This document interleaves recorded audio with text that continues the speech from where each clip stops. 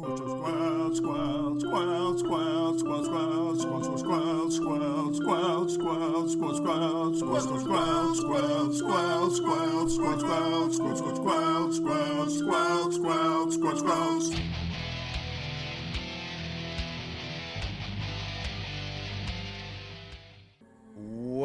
back to Squelch, the video game book club. I'm Dano. I'm Matt at Arms. I'm Electric Sheep City. And I'm Storm Rage. And we're here to remind everyone that Dragon Age 2 is a game, and games are supposed to be fun. And this week is a fun one. We are like peak Mass Effect 2 this week. It is like, what if our companions were the most interesting people in the world? This is a good week. Last week I felt was a little bit of like, a lot of like setting the stage a little bit. And then like this week we get all the payoff. Loved this week. Maybe that's just me. I don't know. But so anyways, this week, what we did play, we played through the Question Belief quests. If you did get those, we'll talk about those later. Then the quests Blackpowder Courtesy, Dissent, Mirror Image, Back from Sundermount, An Update, Family Matters, The Long Road, and then Offered and Lost. Next week, we are going to talk about all of the Act 2 side quests, or most of them. I'm not sure we got to play all of them, but most of the Act 2 side quests we are going to play through. Storm Rage, yes. I have changed the way I've played in Dragon Age lately, which is the first few weeks I went exclusively based on the quests that were listed, and I just got too stressed looking at those quests. So now I'm just like playing, and then I make sure that I've at least covered the ones that we're talking about. Much better experience. I also realized that I've played forward a little bit, so I see a lot of quests next week that I'm very excited to talk about. Yeah. Also on our guide that we have set broken down, Dano put boxes for check marks, and it's the greatest thing in the world. It is so much. It's so great. Thank you, Dan. You're welcome. I made that as a joke, but seriously, it's so helpful. And for the side quests, like I play them as I run into them. So like I haven't been playing the side quest, like saving them up for one bit. But like, so like during Act 1, I felt like most of the side quests were kind of like whatever. There's no reason to talk about them. I thought there were some super fun side quests in Act 2. That's why I wanted to make sure we kind of got to a bunch of them, because I thought they were just, a couple of them were just kind of great. So we're going to go through the Act 2 side quests, and then we are going to play the rest of Act 2. So we didn't actually get to the DLCs. I know that was kind of the plan for this week, was the first DLC. I thought that we wouldn't have time. So the next week, we're going to play through the rest of Act 2. So play All That Remains, The Captain's Condolences, Following the Cune, To Catch a Thief, which is an optional quest, and Demands of the Cune. So we're going to finish that up. And then the week after that, we're actually right between Acts 2 and Acts 3. So as soon as Act 3 kicks off, we are going to go and play both the DLC at the same time. That's about 6.5 hours of play. And then go through Act 3. And Act 3 is a shorter one, so we're going to try to get through Act 3 in 2 weeks, which will get us through Dragon Age 2. So the rest of Act 2 next week, the DLCs. So we're looking at about a month left of Dragon Age 2. Then we're going to go into Dragon Age Inquisition, I think. Or are we going into Xmas Effect already? Do we know? That'll be September when we're done, right? So yeah, I think Inquisition and then Xmas Effect. That makes sense. I think the question is whether or not Veilguard will come first. I don't think Veilguard will come first. We could also do like a game in between. We could talk about this off the pod if we want. Do like a little like filler to make sure we like land Xmas Effect in Christmas. So we can talk about that as well if we want to take like a quick Dragon Age break. Although I love Dragon Age Inquisition, so getting right into it would be fine by me as well. So as a reminder, we're using the guide written by No Zero, so thank you very much for that. There's a link in the podcast description to the list of quests that we are playing and to that guide. I have updated and completed the list of quests, so if you are playing along, it is now a checkmark Google Doc. You just save yourself a little copy of it, and then you can go and like follow along if you'd like. So, should we go thank some patrons, or did someone want to say something? No, you're good. Cool. Let's go thank some. I'm just saying it again. It's so nice that you. It is nice, though. I like it. It's like this is very satisfying. Thanks. I am pretty incredible. Thank. Nice work. I remember this time. Ha You sure did. Make it smaller. Make the text smaller. That's the rule. I'm doing it. I'm working on I don't it. see anything understand our highlighted in the Google agreement. Doc. There we go. Okay, good. A huge thank you to our newest patron, Raven. Raven, thank you so very much from the bottom of our heart. We appreciate you very much for supporting our little podcast. And thank you very much to all our other patrons and Twitch subs. Your support keeps this podcast ticking. You can support us over at twitch.tv/DanoPlay. The O is a 0. Because I'm cool. We will be streaming again too as well. I don't know if we'll do any of Dragon Age 2 over on Twitch, but for sure Dragon Age Inquisition. We'll have to kind of see about that. It's just hard to kind of with summer schedules and everything to get onto Twitch while we're also recording because the schedule is weird and that kind of stuff. So, or also at patreon.com/squelch. $5 above patrons get the podcast night is recorded. And all our patron Twitch subs get access to our bonus podcast, Squelch After Dark. So thank you very, very much, everybody, for your support. We very much appreciate it. This one's a real page-turner. I've done a bunch of talking, so Electric Sheep City, please give us our cast of characters. Absolutely. So, of course, we start with Hawk, the protagonist. She, and all of ours, is the protagonist. Bethany Hawk, our sister, she is a twin and a mage. Carver Hawk is our brother. He is a twin and a warrior. You know, one of them is still with us. Or not. Dog. If in the Or case not of, anymore. Or not. In the case Good of point. me, or not. One of them at least was. Some of us are lonely. Aw. Dog, however, is our dog. Dog keeps us from being too lonely. Don't forget to summon Dog. Fun fact, the trick that Dano taught me did not work. It works for me. No. I set it as use anytime Did you set it usability, and at then the I top? stopped off. Yep, at the very top, and it wouldn't summon him. So you have any summon hound and it doesn't work? Yep. It works for me. Oh, no. Well, at least it works for 50% of us, which feels like a good hit rate for Dragon Age 2. You know what? Let's Let's just say it works for the one of us that matters. So, Oh. I just summon Dog all the time. I just never forget. Always summon Dog. that's really funny, Storm Rage. I thought you were gonna be all Well, like happy with it. Aw. I was What- happy at the concept of it. I liked the concept a lot. One person, however, who Daniel does have access to on the regular is Aveline Valen, captain of the guard. We also have Leandra, Amel. She's our mom. She's thinking about dating again. Ooh. Of course, we've got Varric, a dwarf rogue with a crossbow named Bianca. His family was nobility after they left Orzammar, and now they are merchants.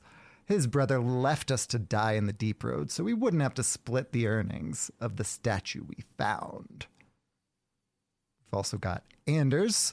He owns a clinic in the slums of Darktown. He's a mage on the run from the Chantry and a Grey Warden on the run from the Grey Wardens. He's on the run from a lot of people. He is though. He hates, right? He hates Templars, and he's an abomination with a spirit of justice in him. Point of order. Yeah.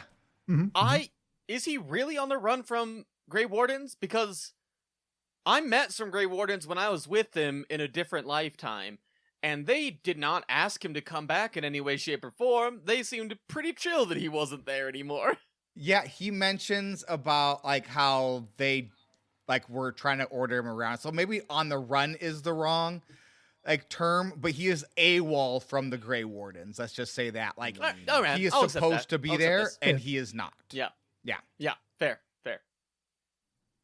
We've also got Fenris, a former Tevinter slave with lyrium tattooed onto his body.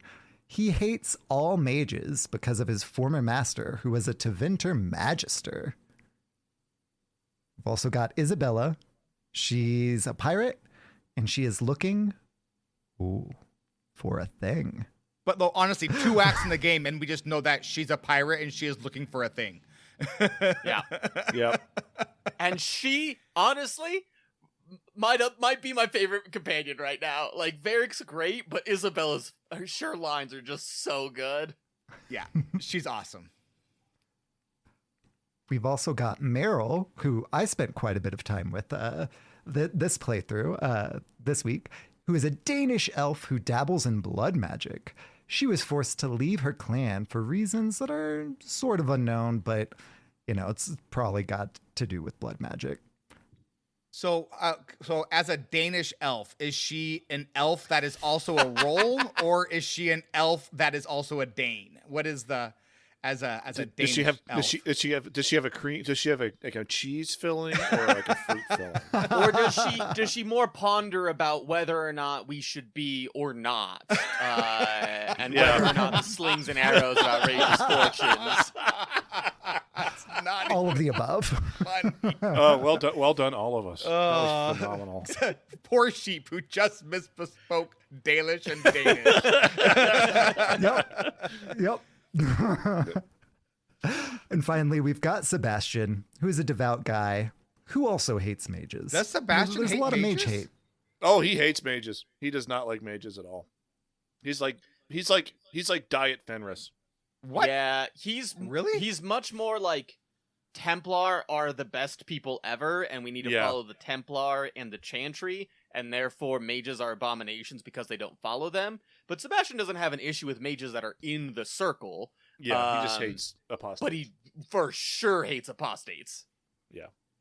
There you go. Like I said, he's Diet Fenris. He thinks some mages should live, but not all He's of them. just very into the Chantry. Like, Yes. yeah, it's like this thing is the thing that I believe, and therefore I have to believe and can't really. I got it. Yep. Gotcha. So Yeah. not really so much a mage hater as like a Chantry purist. He likes the status quo a great deal. Well, I mean, it's almost more worked of a out pretty well for Fenris, him. like without caffeine. Yeah, he is a cis white man. I mean, that helps. Yeah, I mean, except for his whole family being murdered. So he used to be part of the ruling family of Stark Haven until they were all murdered. There we go. Added that to the notes. If it sounded like Dano was reading that as he was typing it, it's because Dano was reading that as he was typing it. I think it'll be helpful to Funny have enough. next week. So real quick poll on how everybody's putting their parties together. Sheep, you're putting your parties together based on however Wellen is putting her parties together, I assume. Can confirm. Okay, good. She's great. So that's a great way to kind of do that. Matt, how are you putting your party together? This week was Teen Girl Squad heavy. It was Aveline, myself, Meryl, and what's her name? Isabella? Isabella. And you just kind of roll with them for all the quests, regardless of like the content of. Well, if it's a companion quest, usually Meryl's the one that was swapped out. Okay. Or if it was like, okay, so it's so if it's I need to swap out a mage, I swapped out a mage. If I needed to swap out a tank, I swapped or a rogue, I swapped out Varric. But it's been mainly because Team Girl Squad. Nice. Stormrage, how about you? I usually am swapping between 2 different groups. It's almost always myself and Isabella, and then usually it is either Aveline and Varric, or Anders and Fenris. Sometimes it's Fenris and Meryl. Those are the kind of the 2 main combinations that I have. I just go based on who I think will have the most fun things to say in a given quest, and or whatever combination I haven't gone with in a little while. It doesn't suit me well combat-wise, because if I wanted to win things, I think I'd just have Anders in there all the time. But I don't want Anders in there all the time, because he's too So my if I I basically have 2 different approaches. So I have, this is probably going to be hard. It's like a main quest. I'm going to be in it for a little while. I want to bring a good group. If I bring my best group, it is myself, which is a 2-handed warrior, Anders, who has haste, Isabella, who has, not Isabella, sorry, Meryl, who has blood magic, and blood magic is bananas good in this game because you don't need magic points. and then Varric. So that's kind of my core group. But then I switch all of them out all the time. Anders usually stays in the group because haste is so good that yeah, but he's so annoying. All he does is complain. I know.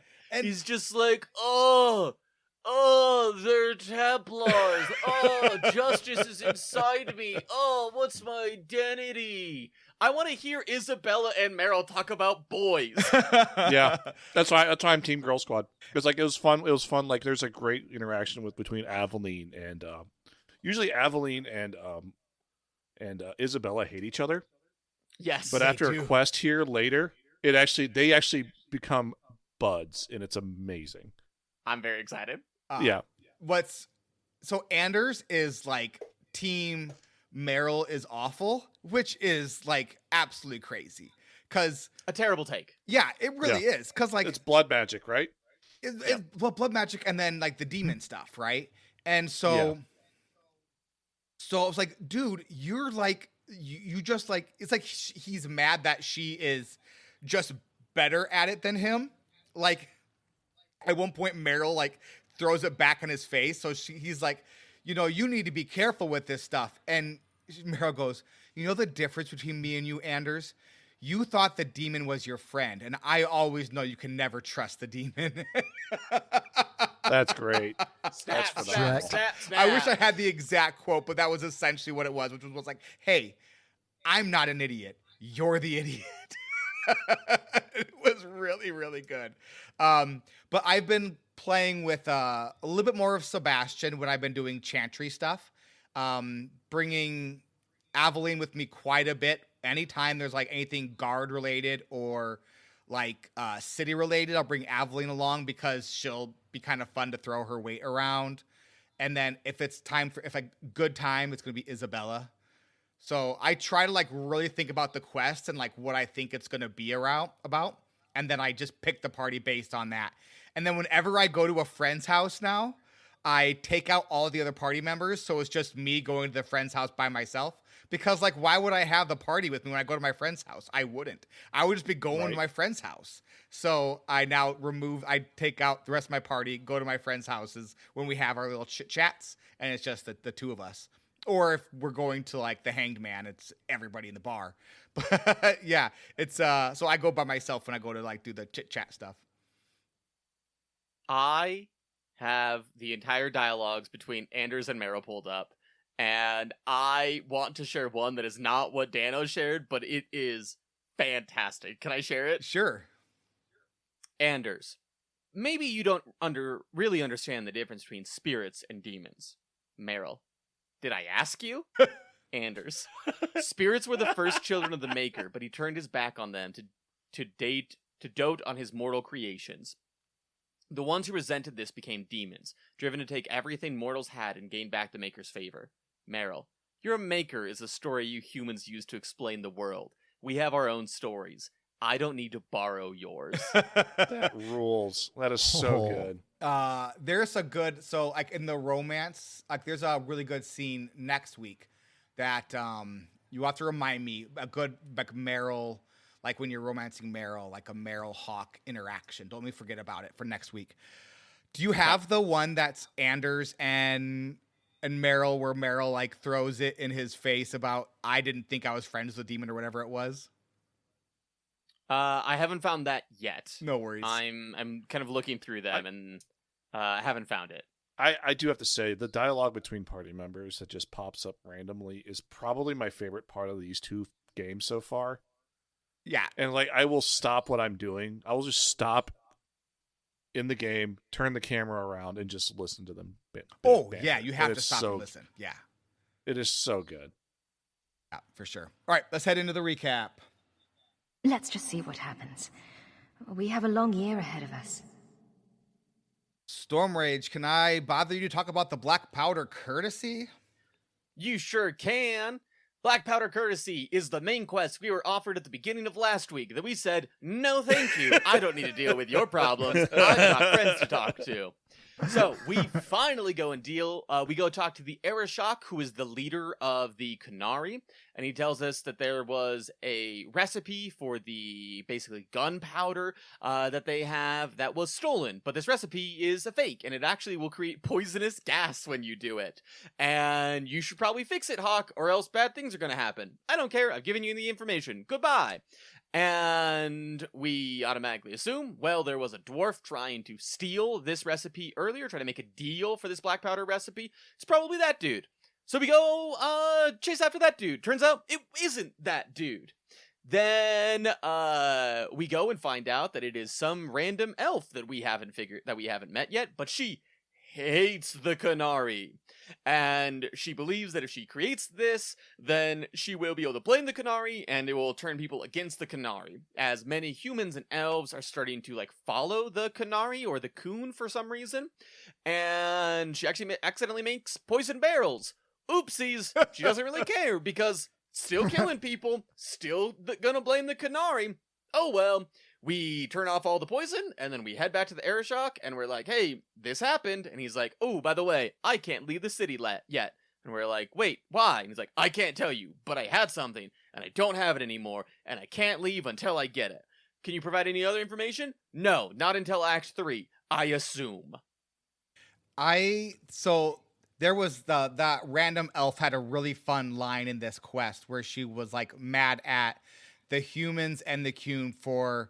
Like, she's like, you take away our traditions, so they have nowhere to go except for into the arms of the coon, who will give them meaning or something like that. And it was kind of cool, like, throwing, this in, like, the idea that, the elves have been enslaved and whatnot. So it was kind of neat. It was a really, I thought, pretty cool little idea for a quest.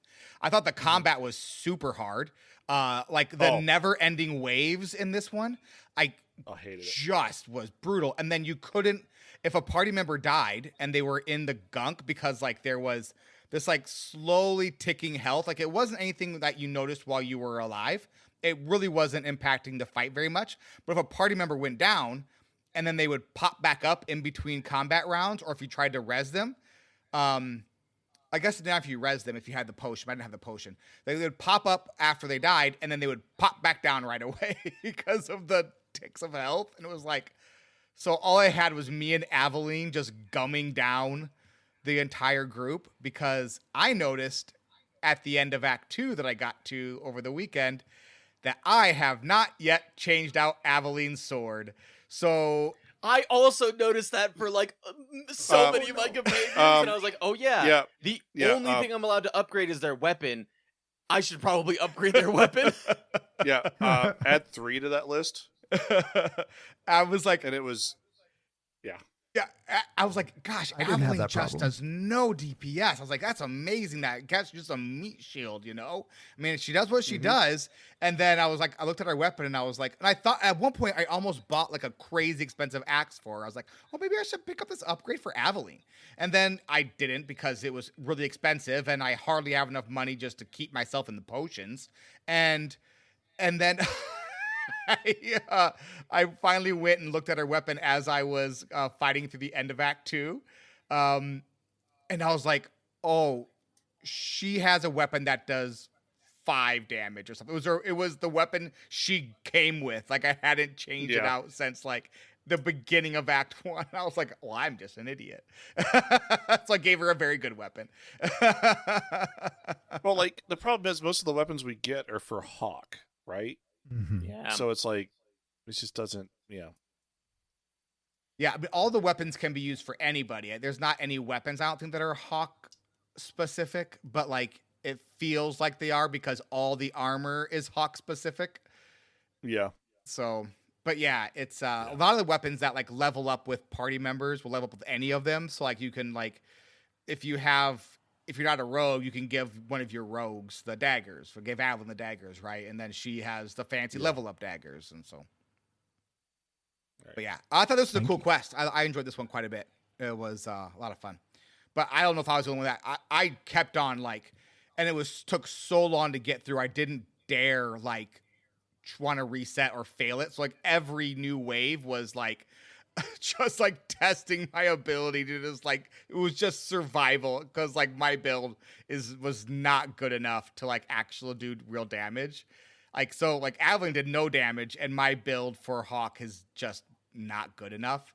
And so it was slow going, this fight. It was brutal.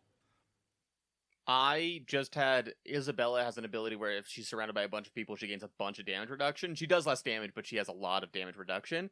And the first wave came and all of them surrounded her, so her damage went down to like 0. But she didn't take anything because she was surrounded by like 20 guys.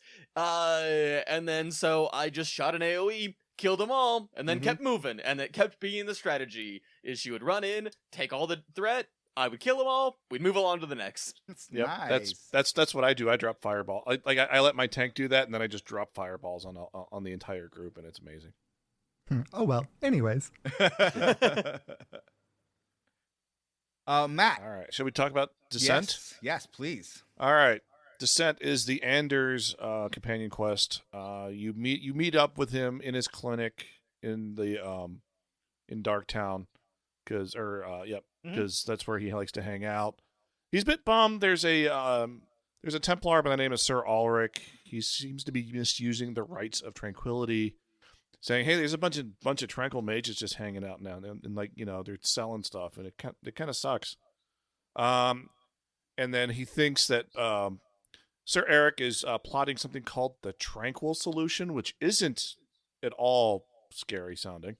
Yeah, I don't know. I wasn't a fan of that name. Like, I don't think you need. Yeah. I don't think you riff off of the Holocaust. I just think that's probably not good. Not good. Yeah. Like, I get the idea that they're hitting this messaging really hard of like, hey, racism can come in many, many forms, and people are often afraid of individuals for no good reason, or even if there is hypothetically an outside good reason, that doesn't mean that you should treat all of them this way. And it's like showcasing that parallel in a very one-to-one way. But I agree, I probably would not have named it this. It's a little too on the nose and made me go, ugh. Yeah, I think that was fantasy. I think fantasy gaming and actual real world like horrific event. I think probably bad. I mean, probably bad. Yeah, it's like I think we can agree with that. The 9/11 solution. I don't know. I don't think, or it's like the tranquil 9/11. I don't know. It probably not great. Not great. No. I think maybe we. Yeah, Think here's the thing. If they did we call workshop it the it a little bit. 9/11 solution, I would probably play it and laugh at that. That's an insane naming thing. Yeah, I don't know. It's like I don't know. Maybe workshop this a little bit. It's kind of like might as well call it like unobtainium, the tranquil problem. It's like I don't know. Yeah, it's like just call it tranquilizers. I don't know. I mean, just call it the tranquil plan. I do like tranquilizers though. That sounds like the gun that's you just would the name. use That's to turn just people the name. tranquil. That's just the name of Sir what's his name's group, right? Sir ALRIK's group is the Tranquilizers. Oh, that's very good, Matt. I like that a lot. Oh, that is so. Sir ALRIK and the Tranquilizers is my emo band. Yeah. Anyway, back on track in the quest. You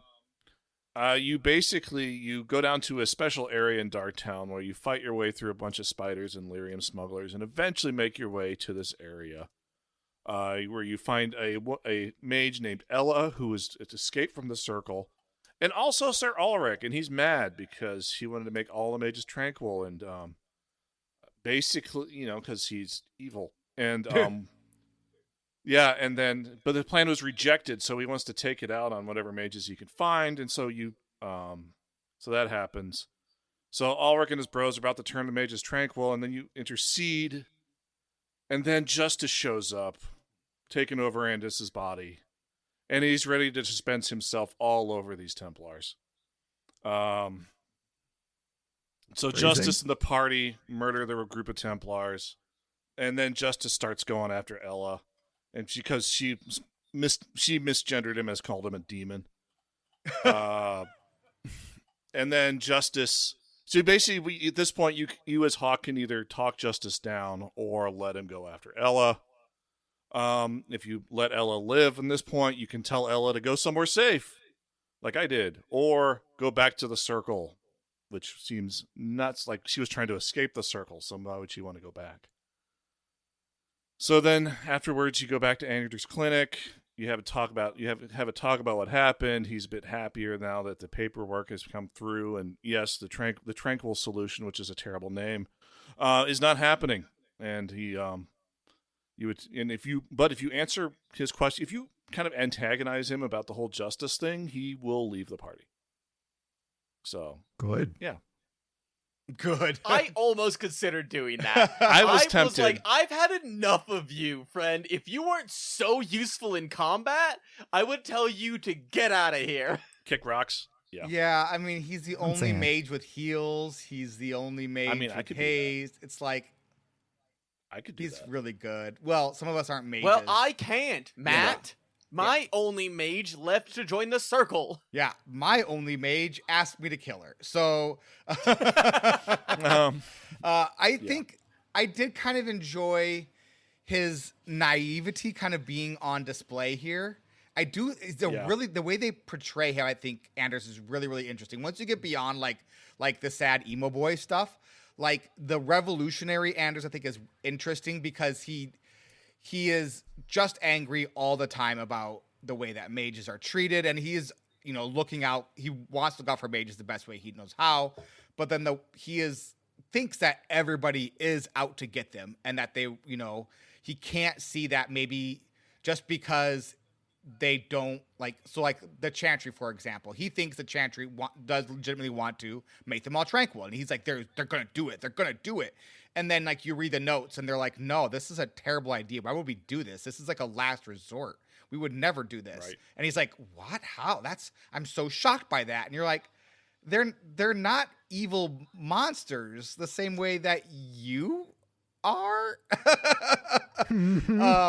So it's a really interesting, they portray him sympathetic, and they do a good job of portraying him as someone who really, really, really cares, but then also somebody who honestly can't see beyond his own assumptions. A really interesting character, I think. Yeah.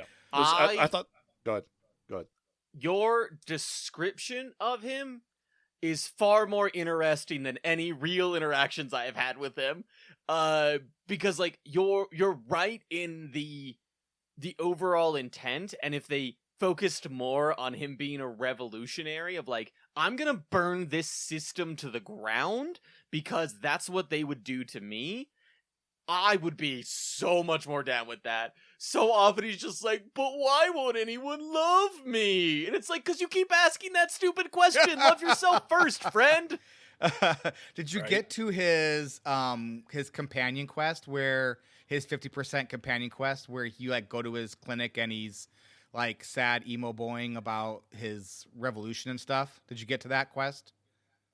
I don't know. I've been to his clinic a lot, and every time he's like, well, I wish somebody would love me for me. But I have a demon inside me, and people are scared of it. And rightly so. And after this, he has a really interesting, he can see the monster inside of him, and he is afraid of justice after this quest. Because it's we're supposed to be helping them, and instead I almost killed her. And if you hadn't been there, I would have killed her.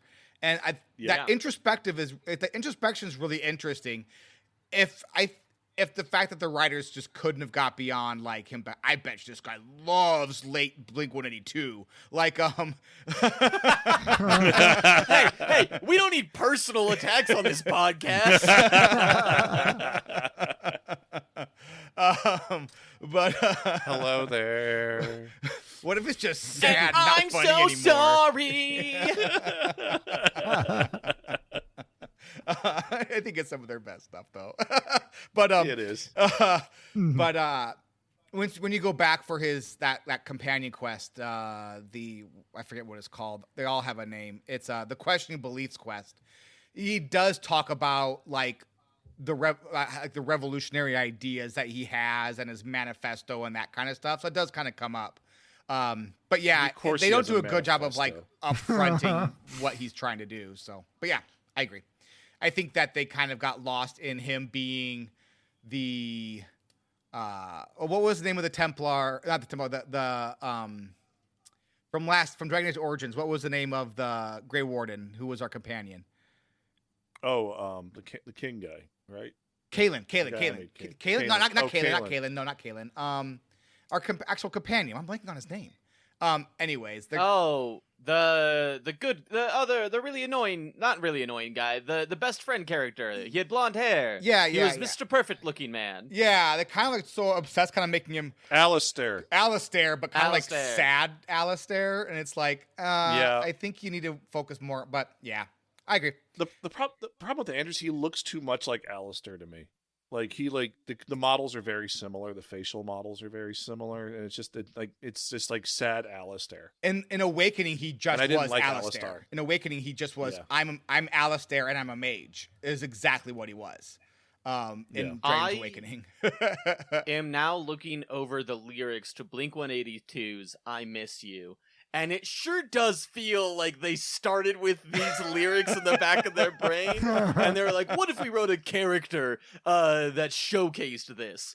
Very briefly, for me to read out the lyrics. Hello there, the angel from my nightmare, the shadow in the background of the morgue, the unsuspecting victim of darkness in the valley. We can live like Jack and Sally if we want.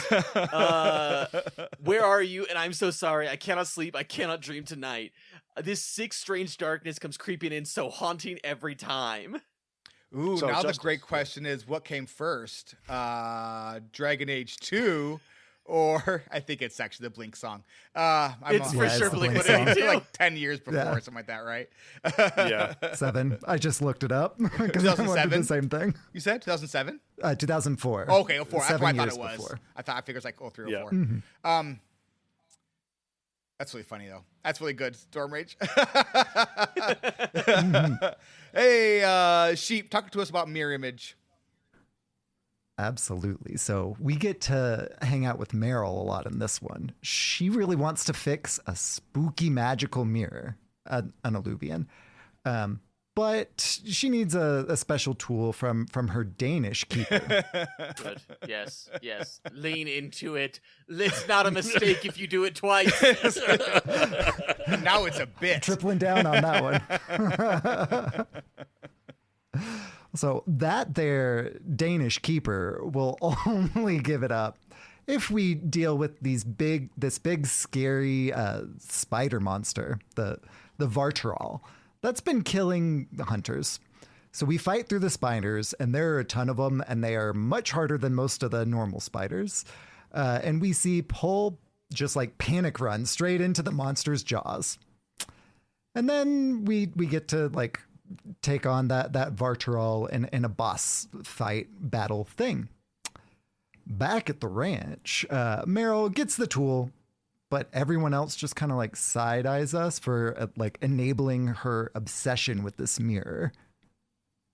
I like this one because I think it's really fun kind of seeing like Meryl through the eyes of the Danish elves, and then Meryl not seeing herself that way as well. So Pol is one of the Danish, and we run into him in the caves, and he like looks at her like she is the scariest, most evil thing, and like runs deeper into the cave instead of running out of the cave, and then gets himself spider killed. And she's like, why would he do that? What are they saying about me that make that they think I'm pure evil? And she is again like naive almost, but then has this like obsession over this mirror and like the Danish history and trying to revive the Danish history. And I think it's fast. I love Meryl as a character, and her story I think is really cool.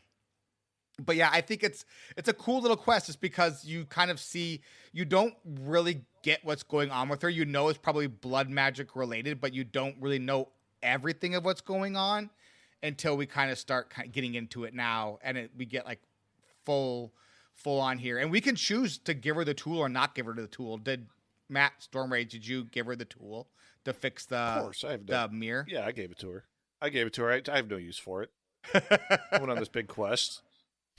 if anybody's gonna bring about the end of the world and I'm okay with it, it's Meryl. So Yeah. yeah, she can do whatever she wants. I love Meryl. She's my favorite character in the game. She's just so much fun. All right, and then back from Sundermount, we are back at Meryl's place. Sheep, talk about that. Yeah, so we are in fact back there in Lowtown. That's where we get that there quest. So if we gave her the Arulin home, Nice. she's grateful, and we can. Thank you. We can do some flirty flirts with her. So that looks like a lot of fun. If we kept it though, then she's like super angry and throws shade our way, and not really, a good time there. But the fallout can lead to into the next Meryl quest and set up a meetup at Hawk's estate later if our friendship is high enough, if we're like doing all sorts of flirty flirts. Gotcha. Yeah. And then later we ask her to move in, and then she's never there, which that's a big failure game. I mean, the rooms are full. I do have a slave girl there. That it's a big estate. Matt, talk about in the estate of Denmark. Yeah. So, an update is a short little quest. You go to the Hangman. You convince with Varric about his brother, who just moved into a fancy part of town because he got rich because he had this idol that he stole from us after he locked us into the Theg. Remember him? Yeah. And so then Family Matters happened. So literally it's 2-second quest. You enter the estate. You go sneak into the estate at night with Varric, and then all of a sudden Varric just goes on a murder spree, and kills everyone in front of him, begs for forgiveness. No, wait, that's not what happened. Cassandra shows up in the middle of it, and it's great. So what really happens is you enter the estate, and Varric and his friends go on a murder spree, killing a bunch of dodging a bunch of traps, killing a bunch of mercs who have a bit of a look in their face. They look a bit crazed and scary. Make our way upstairs to find Bertrand, who is trying to find his marbles. He might have left them somewhere in the Theg. Keeps ranting about this idol and how he shouldn't have sold it to a woman. Boss fight ensues, and you finish the fight, and you're left with a choice. If you're smart, you can bring someone who can possibly heal his mind and let him live. But if you're Matt and you didn't, and you can either let him live or kill Bertrand, I decided to off Bertrand because he was too far gone. He deserved it for what he did to me. So I was smart this time and did bring Anders along with me. Just because Anders is always along with me half the time because he has haste. And so you have the little companion option, and you're like, hey, Anders, can you heal this dude? And he's like, yeah, but it's probably not going to stick. And so Anders heals him, and then Bertrand is like, you have to kill me. I don't want to go back to that. I can't control what I'm doing. I can only think about the idol. You have to kill me. And so what's fun here is if you don't heal him and you kill him, you get plus 15 friendship points with Varric. But if you do heal him and he begs for you to kill him, Anders feels... I have a... hold on. Sorry. Okay, fire truck has gone by.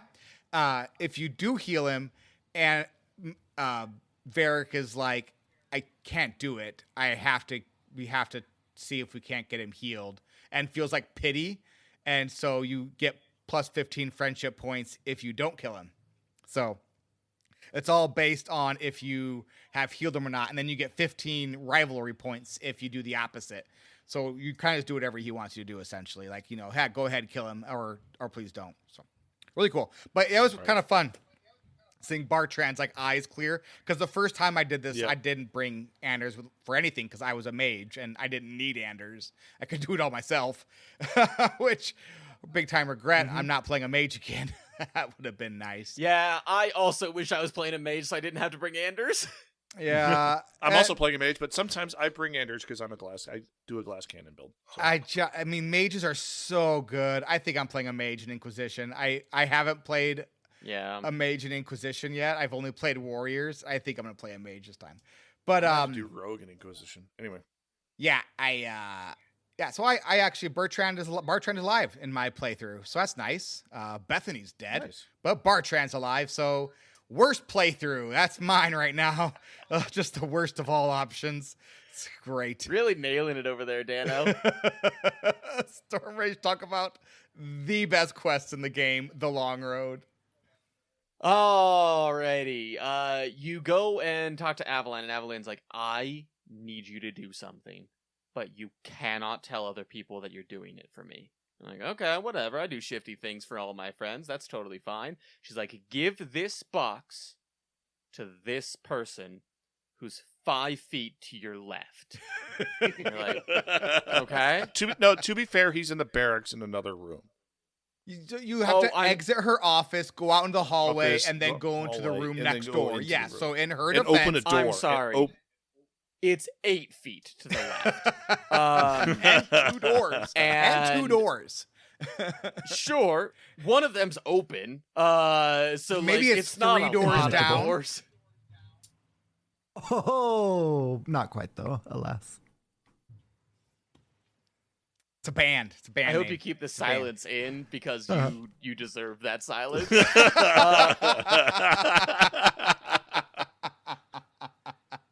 Aveline gives you the box and is like, don't tell him anything about it. You're like, okay, you give him the box. And he's like, it's flowers. And you're like, yep. Goodbye.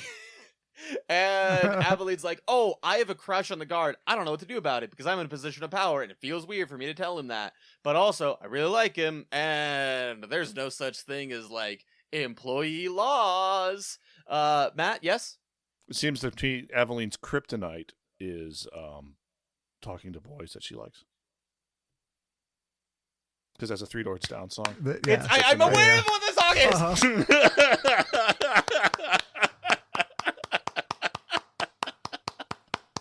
I got it. So, Aveline wants to smushy kiss the guard, doesn't know how, and is like, I'm going to set him up on a good patrol. You go set him up on a good patrol, and he's like, this is weird. Why am I on a good patrol? Am I in trouble? And she's like, oh no, other thing. Let's go on a patrol together.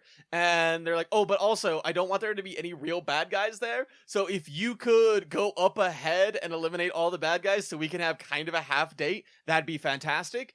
Then you get to the final spot, and the guard's like, I don't know what's going on.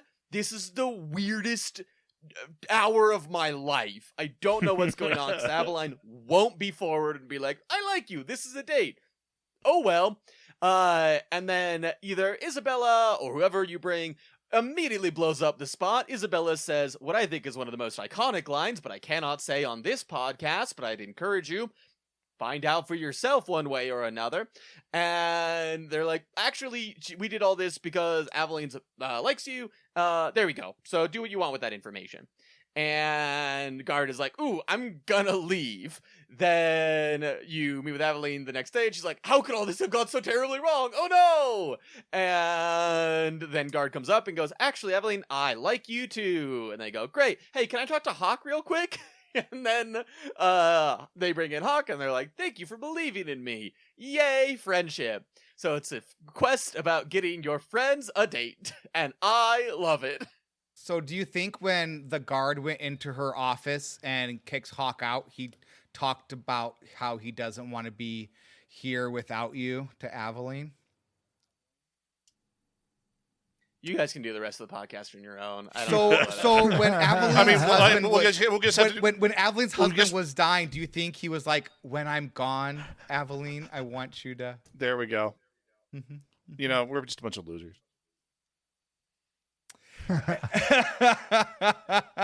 Anyway, this quest. I finished the quest. You guys can do it. You guys can have fun, goof around time, however you want. It's up to you.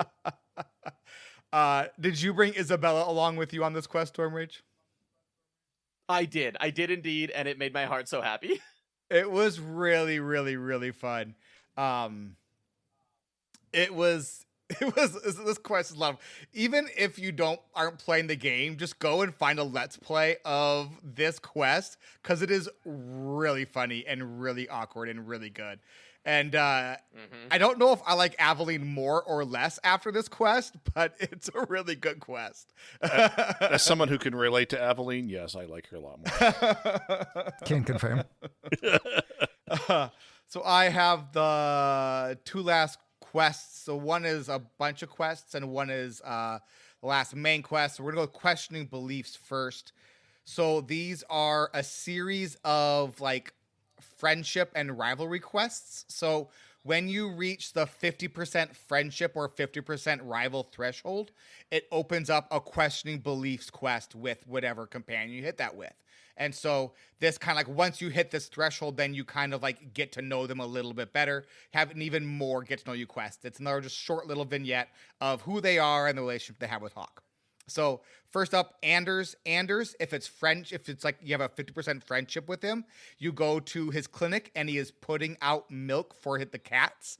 And I got that one. Yeah. And he's like, hey, I've been putting milk out for the cats. And all the cats have been disappearing. So I think the people are just eating the cats. But and then if it's a rival, then he is writing his manifesto. Either way, he talks to Hawk about a mage rebellion, and then Hawk can kind of be like a serious rebellion. You want to start a rebellion, and then you can like either talk to him about how you support him, or like, whoa, dude, pump the brakes a little bit. So cool little bit there.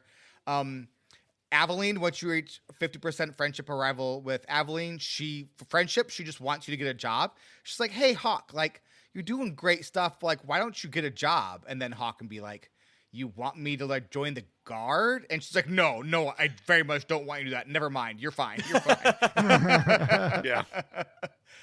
Fenris's was really interesting because it's the story of how he escaped from his master, and he actually didn't escape. So they were somewhere fighting the Qun, and the Qun like got the best of them, and they were running away, and there was no room on the ship for a slave. And so they forced like Fenris, like the magistrate to leave Fenris behind. So Fenris found like some cool people to take him in, and the magistrate came back, found him, and ordered Fenris to kill them all. So he did, and then he ran away. So he's like, "Whoa, dude, that's wow, okay, good for you, I guess. That's kind of awful." Mm-hmm. Isabella, yes, it is. Isabella is. I'm guessing you've had this one, Stormrage. Isabella's playing cards with Meryl, and Meryl can't figure out why she always loses. It's so good. It's so good. And Isabella, then if you're friends with Hawk, and Isabella Hawk, she is like, I'm surprised you're kind of not a jerk. So that's really cool. And you're like, thanks. I guess. And then if you're rival, she's like, hey, you're a jerk, and I want you to leave. And that's how that one goes. So that's kind of a fun little one. And then the last one is Meryl. And then Meryl is sad that her magic mirror is still not working, and she doesn't really understand why everybody can't understand why she's doing what she's doing. And she sees that her job as like a keeper was to explore the history of the Danish and to try to revive the history of the Danish. And then she kind of gets sad about how Pol, the elf, ran away from her. And she's like, why would he do such a thing? I'm not evil. And she's like super conflicted about it. Like, she doesn't like who they see her as, but she also like has a path that she is going to walk regardless, which I think makes her a really cool character. So it's kind of how I see Meryl, at least. Anything I missed there? Mm-hmm. Cool. All right. And the last one we had was Offered and Lost, and now we are. Wait, you did forget one. You did forget one. It was it Sebastian's? No, it was Varric. Oh, I don't think Varric has a questioning beliefs quest, does he? No, it's basically you can. He has like you go to talk to him, and he's like, so yeah, I've been hearing some rumors about how awesome Hawk is. And he's like, yeah, you're creating those, right? He's like, yeah, I am. Thanks. You're welcome. Or if you're a jerk to him, he's like, hey, I've heard some rumors how terrible you are. You're the one starting those, right? Yeah. So it's basically like, if you're on good terms with, I answered with like the That's cute. humorous middle answer, and it's a lot of fun. Yeah. That was a It's super super quest. I fun. forgot about that one because it's not called Questionables, it's called something else. But yeah, that's Yeah, a it's something great else. quest. Yeah. Yeah, that was a good one. Good call. Good save. All right, so offered and lost. So now we're really get into what kind of Act 2 story, because honestly, like we've been playing a lot of Act 2, and there's been a lot of like story about us hanging out with our pals and our friends, but like no story in the game. And so now we're really getting into it now with offered and lost. So the Viscount of the city met with a delegation of the Canary, and as soon as they left his building, they disappeared, which he thinks is bad. And he's like, I need you to figure this out. Because like at this point, the Viscount like leans Little on sus. Hawk quite a bit as like a confidant and like someone that he can trust, because we helped him out in Act 1 with his son who was like hanging out with the Canary, and he was like, I don't like that very much. Can you please deal with that? And then we did, and he's like, you're kind of great. I'm glad you're a noble and you're cool. So we are hanging out with the Viscount, and he's like, hey, I need you to kind of figure this out. The thing is, though, I just don't know where to find someone in this city who would sell their honor like that. And then, like, your party members would be like, Hangman. Yeah, totally the Hangman. Yeah, Hangman. Hangman. Hangman. It's so Easy. funny. It's such a good little bit. So you head down to the Hangman, and did any of you bring Aveline along with you, or just me? Nope. Yes. So you go there and you find a guard who sold the location of the Canary and kind of bragging about it to everybody. And so if you go and you didn't bring Aveline, then you have to fight him and his cronies and beat him up to figure stuff out. If you brought Aveline along, you'd be like, hey, Aveline, we take care of this. And she's like, guardsman so-and-so. He's like, oh, Captain, oh. And then give you the information that it was some Templar. So then we go to the Chantry and we find Sister Patrice from Act 1. You remember her from like finding us in like the docks and was like, hey, you should totally help out this Canary mage. Well, actually, she just wanted us to die at the hands of the Canary so she could start some sort of like, you know, uprising against the Canary. Super nice lady. Really always looking out for the good of the people. She's like, hey, I'm Mother Patrice now. And you're like, yeah, you're awful. And she's like, I know I am. And you're like, well, okay. It's like, I am totally a bad guy here. And I'm not even hiding it a little bit. And so she's like, well, you're like totally lying and we're going to rat on you. And she's like, ugh, fine. This Templar is out of hand anyway. So you go take care of him over here. He's like even too much of a bigot for me. And so we find the Templar and like his group of like normies who are following him, and there's the Canary delegation is like tied up against posts, and he's like, look at how awful these things are. And then Patrice rolls in and like says a few things, and then the fighting starts and she runs away. It's like, why did you come? I don't really know why. She literally drops her grenade and leaves. It's super weird. Yeah, I'm like, well, what did you come along for? Like, you're useless. So the Templar is like, you won't save them because you'd have to fight us, and you wouldn't do that. And so then we get the choice of, you can be like, yeah, you're right. Go ahead and kill him. And so then you can kill the Canary, and then the Canary will free themselves and fight the Canary. Or you can be like, dude, he's like a prisoner who wasn't even doing anything bad. This is a you problem. And then you can fight the Templar and his normie pals. And so that's your choice. Either way, after you've killed some people, you go back to the Viscount, and the Viscount's like, the Chantry, I can't do anything against the Chantry. What should we do? And you're like, you give them the choice of either burning the bodies and lying to the Arishok, or you can come clean and be like, hey, here's what happened. I want to be upfront and honest with you about the situation. This wasn't us. This was a radical group of people within the city, but we have taken care of it. So which ones did you guys do? I can assume you like didn't burn the bodies. No, I told him to be honest because Airshok seems smart, and I don't want to piss him off if I can help it. I don't want to lie to that dude. He seems like he knows things. Yeah, I also killed like the Templar and his cronies as well. Oh yeah, totally, 100%. Yeah, and then told the truth and tell the truth because you don't want to lie to a guy with an army full of Canary. And he Army seems full of kind Canary is a very fun phrase. It is. He's not a good guy, but he's not like a bad guy either. He's kind of very much like a neutral force. You're like, what he's doing the goal here? And it seems like his goal is to convert people. Yeah. Like, he just seems to be like hanging out in the docks in his little compound converting people. It just seems to be what he's doing, and he seems unhappy about it. And you're like, why are you still here? He's like, I need a thing. And you're like, Okay. What? You could give me more details, then I could maybe help find that thing. No, you can't. Okay, all right, fair enough. Entire thing, my entire deal is finding random things and bringing it to random people, and then they give me a gold. That's like half of what I do. MacGuffin delivery, Hawk's MacGuffin delivery service. I mean, it is. I would just wish it was more than a gold because I'm broke all the time. I'm always buying potions and grenades. All right, sit over the nugget sandwich. Taste my grilled cheese. Munch, munch, munch. You're welcome. Matt, what's our first good? So anyway, I went in there and started blasting. That's basically what the whole thing was with Varric. Just like going in there, like because you have this entire scene where you're just mowing down dudes. You have like super health regeneration. You have like no cooldowns. It's amazing. It's super fun.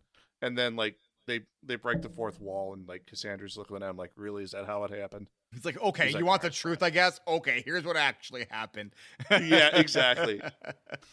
And every time they break that wall of like, this is the story that he's telling, I love it. Yeah, it's every time. It gets me every time, and I love it.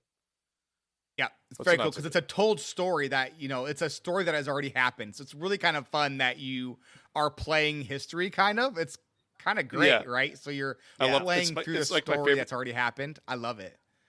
It's my favorite conceit in this game, and I love it so much. Like you are the champion of Kirkwall. You just don't know how you're the champion of Kirkwall yet. It's great. I love it. Yeah. What's the not so good sheep?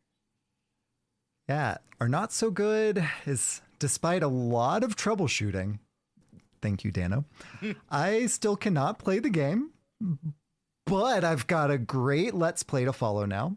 Thank you again to Dano, and extra thanks to Wellens, whose blind playthrough I have been following. So not so good with a lot of silver linings there. Community, hooray! If you are looking for like a Let's Play YouTuber who plays a just fantastic RPGs, Wellens is your person. Welonz. She's awesome. Like super, super, super, super, super, super. And like really doesn't like try to play through anything too fast. Takes her time, reads all of like all the text on screen. Like every codex gets read, and like she talks about her thought process of what she's doing, and then like reads the different options before she actually like select. She's really good at Let's Play. It's fantastic YouTube. So what is our best good there, Storm Rage? The Long Road. I don't know if I talked enough about how great this was. I love this quest so much because it was Aveline being like awkward and cute and adorable, and then all of your other companions just being like, hey, we're gonna get you smooches. We'll go to wild lengths to get you smooches. We'll go on patrol, do your job for you, fake a whole patrol with you. We'll do whatever you want. And I just love the ride or die vibe throughout this entire quest. And it's so good. And also, if you flirt with Aveline the entire way, you can also get a kiss. And I think that is also very cute. That's fun. Because you can also romance her while she's trying to romance the guardsman. Danik? Is that his name? I can't remember. I think that's what it is. Yeah, it's a fantastic quest, though. I absolutely love it as well. He asks each traveler 5 questions. 3 questions. 3 questions. 3, that's a magic number. I will ask myself 3 questions. Matt, what are you liking so far? Seeing the adversarial characters again, seeing that that one blonde lady that caused problems last time with the Canary, trying to cause problems again with the Canary, seeing like the Canary just being grumpy, the Canary leader just being a grumpy grump like all the time. Just seeing such like, these foes that keep popping up every once in a while. It's great. I love it. It's super fun. Yeah, sister / mother Patrice. Yeah. Stormrage, what are you liking so far? I like that, like, towards the end, and when we get into the main quest, we're really starting to understand, like, the politics of the city. So we know, like, a little bit more about, like, what the air shock is doing, how that's difficult. We learn more from the Viscount about, like, how they're trying to hold the pieces of this city together. That doesn't have, like, a formal government in the way that we would typically expect a city of this size to have. And, like, the Templars versus the mages, versus the elves, versus the working poor, and, like, the variety of points of view that you can experience in the city, I think is just really interesting, and we're exploring a lot more of, like, the ruling class aspect of it, and I like that. Sheep, what do you like it so far?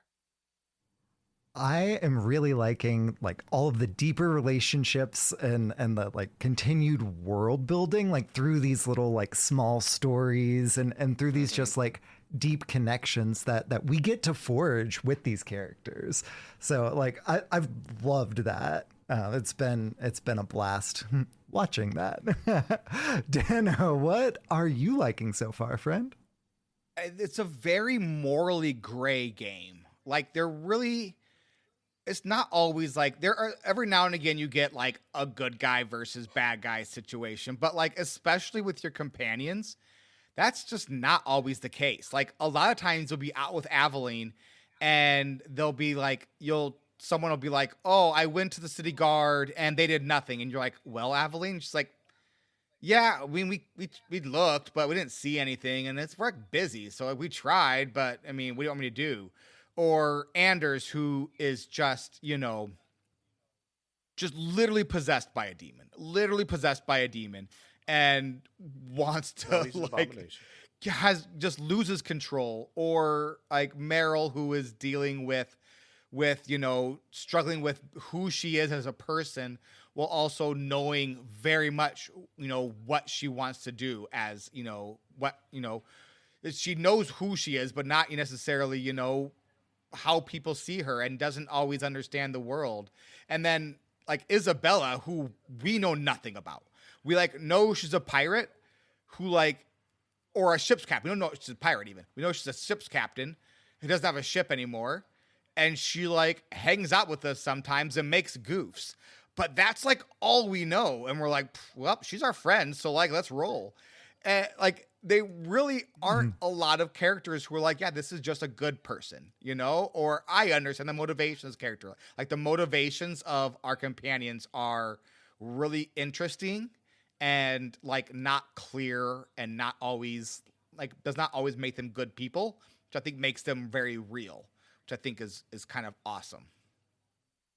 What are you struggling with, Matt?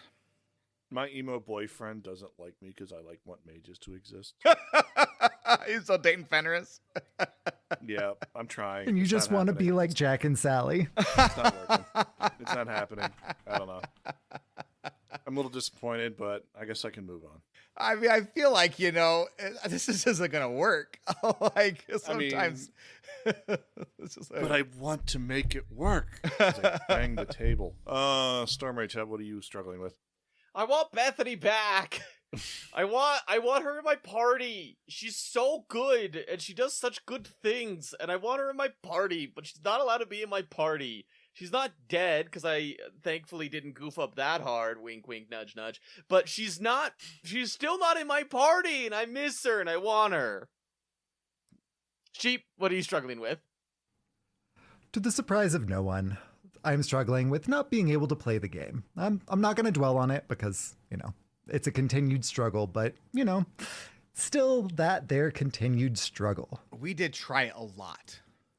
Mm-hmm. And I thought we had it. This is the funny thing that so we worked on it for about an hour after last week's episode. And we got to the point where we fixed it. only for us to run into another error that we couldn't fix. Completely unrelated, different error. So we fixed the other error and then ran into a different error that also broke the game. So cool. Thanks, EA. Love you. Good. To err is EA. To err is well, EA. Aside from our troubleshooting woes, what are you struggling with, Dano? So this game really does like violently swing between what are we even doing here to, oh my gosh, this is amazing. Like it seems to be very little middle ground. I'm either like, I don't know, I could kind of let this go till I need to do everything and all of it and it's amazing. It really, there's some pretty violent swings with this game. But like, when it hits, it just hits so good that it makes up for the parts where you're kind of like, I don't know, is this work? Is this necessary? This is kind of slow. So yeah, I think it hits more often than it misses, but there are some misses. What surprised you about the game, Matt? Meryl jumping in my bed. That just like happened, like it was a cutscene. I'm like, oh, it happened. Oh, okay. I guess I'm dating Meryl now. Cool. You had to hit the heart. I know. You had to hit the heart a few times. I don't think I hit. Actually, honestly, I don't think the only time I hit the heart with Meryl is like when she was ready to jump in the bed. You have to hit it like I did do that. You had to hit it like 3 times. I don't remember hitting it more than like once. You definitely did. Hit it once. There you go. Okay, fine. Storm rage. What are you laughing at? What surprised me about the game? Sure. What surprised you about the game there, Storm Rage? Was we get distracted by show notes shenanigans? You're welcome. Can go from like outrageously horny in one scene to like really cutting deep on whether or not certain people should exist. And the idea that it like swaps between those and then it's like, yeah, can we get Aveline a date? Maybe. Also, should mages be people? And should poor people exist? These questions and many more on this week of Dragon Age. And I'm kind of surprised at how well it handles the transition between those and how well it sets up a given quest based on like that first interaction. You immediately know, oh, this is going to be a silly quest, or this is going to cut pretty deep. And I think that they flow between those two modes really effectively. Sheep. What surprised you about the game? So I was really surprised by like how much the companion quests really like revealed that like emotional depth of these companion characters. I expected, a little bit more like side errands and like, oh, go buy pickaxes and stuff like that.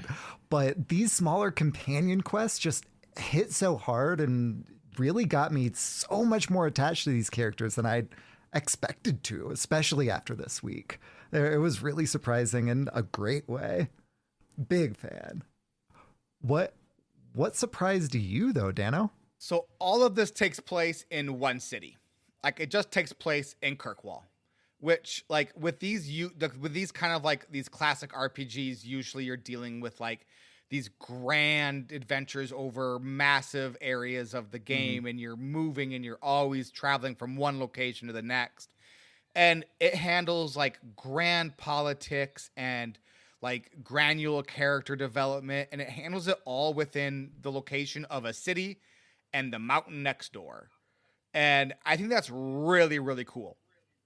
I wish more than anything that when you leave an area, instead of said leave area, it says go to docks, to just give you an idea of where everything is in relation to the city. I think that little change would have made Kirkwall like truly come alive in a way that you don't really get unless you're thinking about it really hard and actively while you're traveling from one area to the next. Not necessarily fast travel, but like when you're just walking, when you leave the docks and you go to Hightown, or when you leave the docks and you go to Lowtown, right?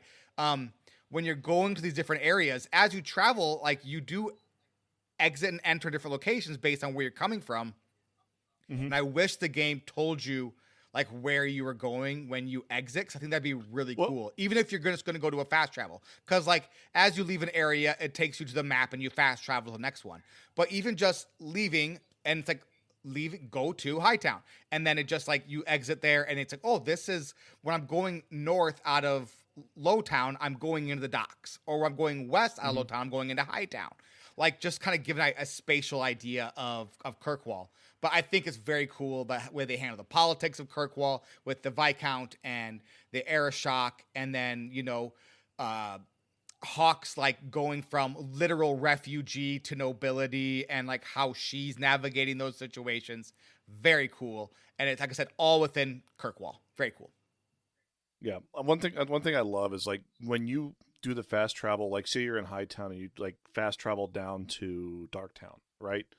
It'll take you to wherever it'll drop you wherever you are, whatever the connection point is at Hightown to Lowtown.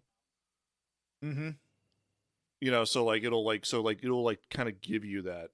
Yeah, I wish it just gave it to you in text as well, because I know exactly what you're saying. Like if you're thinking about it, you can say, oh, this is the entrance point from Hightown into the docks. This is where the docks and Hightown connect. You have to kind of be actively looking for it. I never noticed it till you brought it up, and I was like, oh, that's actually super cool. But unless you're looking for it, you just wouldn't even notice, because you just like got your map up and like, oh, I gotta go down, follow the little arrow. There's got to be a mod, right, for that. Like, I'm sure. Are you gonna risk putting mods in this game? No. Yeah, who's tempting mods with this game? Tempting mods, tempting fate. Yeah, exactly. You want to buy some death sticks? You don't want to sell me death sticks. I don't want to sell you death sticks. You want to go home and rethink your life. I want to go home and rethink my life. Time to sell the game to a friend, and I'm going to start with Friends Like These. Who needs a story? Right. Storm Rage. You're gonna get a little too attached to these characters. Matt. Political drama?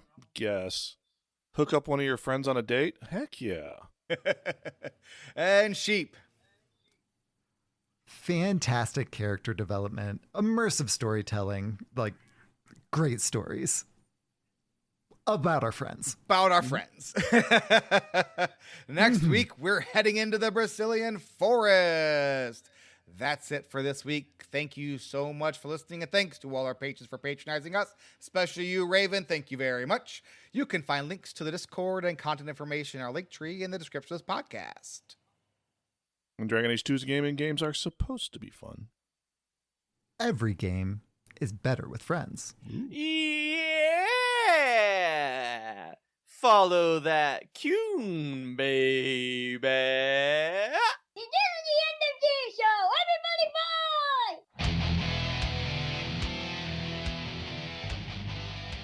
bye! So there's something to be said about a story that isn't like the world is ending and we have to go all over the world. Oh, no, like 100%. the fact that like this is like self-contained in this little area. It's like this is the problems of this little area. We're fixing them or making them worse.